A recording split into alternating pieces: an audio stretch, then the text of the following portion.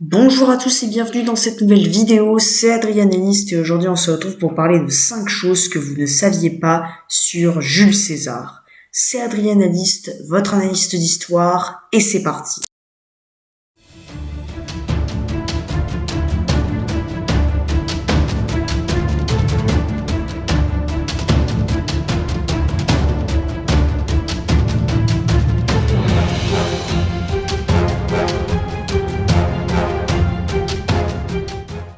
Top 5, il connaissait Vercingétorix avant la guerre des Gaules.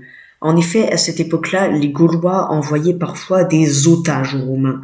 Otage, pas dans le sens où on entend un otage à cette époque-là, c'était quelqu'un que l'on envoyait, par exemple dans ce cas-là, à Rome, et qui vivait à la romaine et qui y apprenait, en l'occurrence pour le cas de Vercingétorix, des techniques militaires, et c'est là que Vercingétorix et César se sont connus. Top 4, il devait à l'origine quitter la Gaule après la défaite de Gergovie.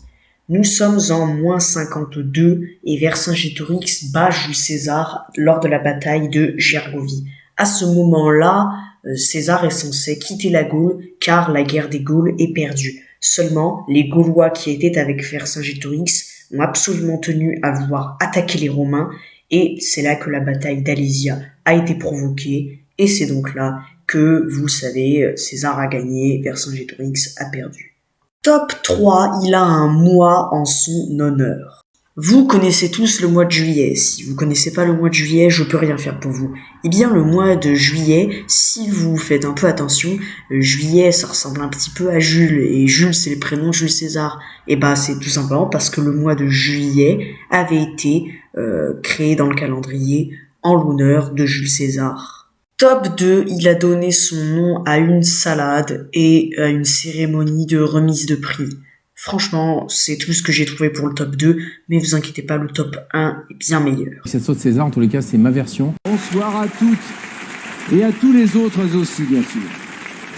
Bienvenue donc à cette 47e cérémonie. Top 1, il est le descendant d'un dieu. En effet, dans les récits romains, alors bien sûr on n'a aucune preuve de cela, mais il est dit que César serait le descendant de la déesse romaine Vénus. Et bien voilà, nous arrivons à la fin de cette vidéo, j'espère qu'elle vous aura plu. Si c'était le cas, abonnez-vous, partagez, likez et laissez bien sûr votre avis dans les commentaires. C'était Adrianaliste, votre analyste d'histoire, à la prochaine.